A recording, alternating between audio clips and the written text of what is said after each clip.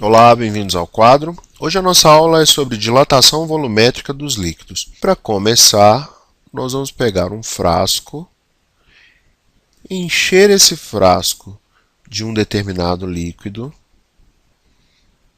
tá certo? E vamos dizer que esse líquido tem coeficiente de dilatação volumétrica γr. E ele ocupa inicialmente um volume V0 nesse frasco. Nós aquecemos o conjunto e proporcionamos uma variação de temperatura igual a Δθ. O volume ocupado por esse líquido após o aquecimento é igual ao volume inicial, que multiplica 1 mais γr vezes Δθ.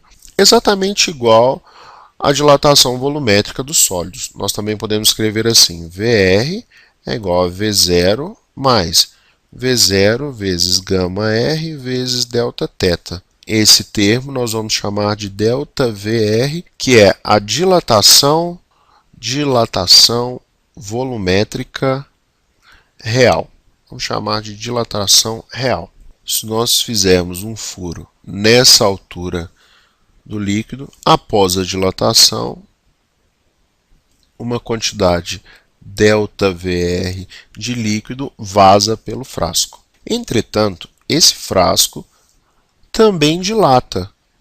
Por quê? Porque ele tem um coeficiente de dilatação volumétrica γF. Portanto, a dilatação volumétrica dele é igual a o volume V0 vezes γF vezes Δθ. Por que V0? O frasco se dilata como um todo. Portanto, esse V0, que é o volume do frasco que está ocupado pelo líquido, também se dilata de V0 vezes γF vezes Δθ. Se o líquido e o frasco têm coeficientes de dilatação volumétrica iguais, não há vazamento de líquido pela torneirinha, porque da mesma maneira que o líquido se dilata, o frasco também dilata e evita o vazamento de líquido.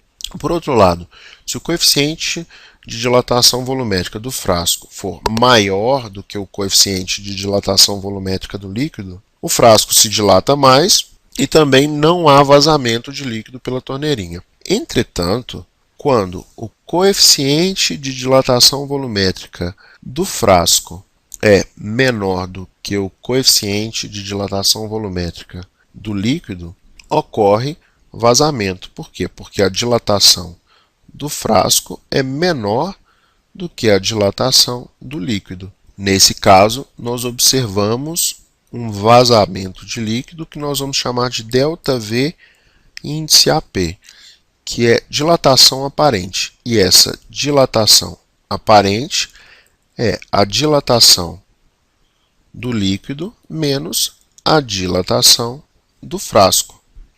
Tá joia? Nós também podemos escrever assim, que a dilatação real é a dilatação aparente mais a dilatação do frasco. Com essa expressão, nós podemos escrever uma relação entre os coeficientes de dilatação volumétrica. Olha como que fica legal.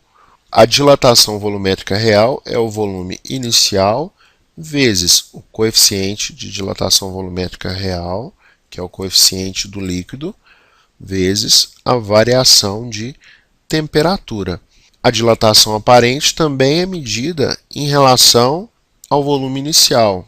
E para isso nós temos um coeficiente de dilatação aparente. E a variação de temperatura é a mesma. A variação do frasco é o volume inicial vezes o coeficiente de dilatação do frasco vezes a variação de temperatura. Observe que há um cancelamento da variação de temperatura e do volume inicial. Portanto, o coeficiente de dilatação volumétrica do líquido é igual ao coeficiente de dilatação volumétrica aparente mais o coeficiente de dilatação volumétrica do frasco. Nós também podemos escrever assim: γ índice AP é igual a γr menos γf. Está aí a nossa aula sobre dilatação volumétrica dos líquidos. Na próxima aula a gente faz um exemplo. Para quem acompanha do YouTube, o endereço para todos os vídeos do quadro é www.oquadro.com. Um grande abraço e até a próxima, pessoal.